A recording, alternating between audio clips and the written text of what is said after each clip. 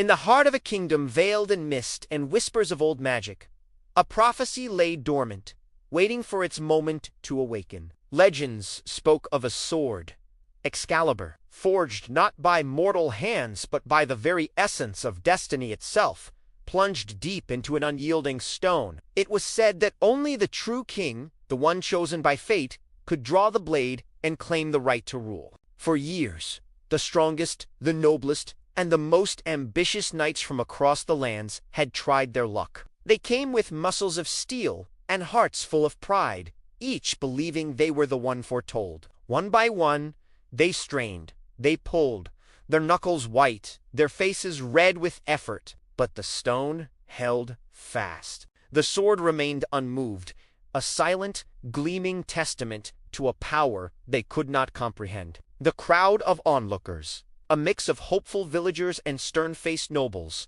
would murmur and sigh with each failed attempt. The kingdom, leaderless and fractured, waited, its breath held in a collective, anxious sigh. The stone and the sword became a symbol of their long, weary wait for a savior, a leader who could unite them. Amidst this spectacle of strength and ambition stood Arthur, a young boy, hardly more than a squire. He was not a knight, nor was he of noble birth. He was unassuming, with a kind heart and a spirit unburdened by the weight of crowns or glory. He watched from the sidelines, his eyes wide with a mixture of awe and simple curiosity. The sword, with its ancient runes glowing with a soft, ethereal light, seemed to call to him not with a promise of power, but with a hum of familiarity, like a long-lost friend. He wasn't there to prove his might or to claim a throne. He was simply drawn to the light,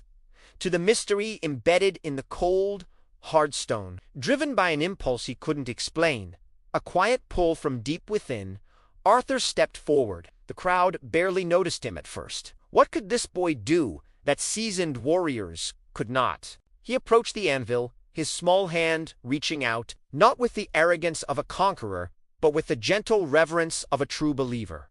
He wasn't thinking of kingdoms or destiny. Perhaps he was just curious to touch the beautiful, glowing thing that had captivated his imagination. The murmurs of the crowd hushed as his fingers closed around the ornate hilt. There was no struggle, no grunting strain. The moment his hand made contact, something extraordinary happened. A brilliant, blinding light erupted from the sword, cascading through the misty courtyard and banishing the shadows. The runes on the blade flared to life, burning with a celestial fire that illuminated Arthur's face, revealing not the face of a boy, but the determined, noble features of a king. The sword slid from the stone as if from water, smooth and effortless. He held it aloft, the blade catching the light, a beacon of hope in the dawn of a new age. In that single, breathtaking moment, destiny made its choice. The boy who sought nothing became the one who would have everything.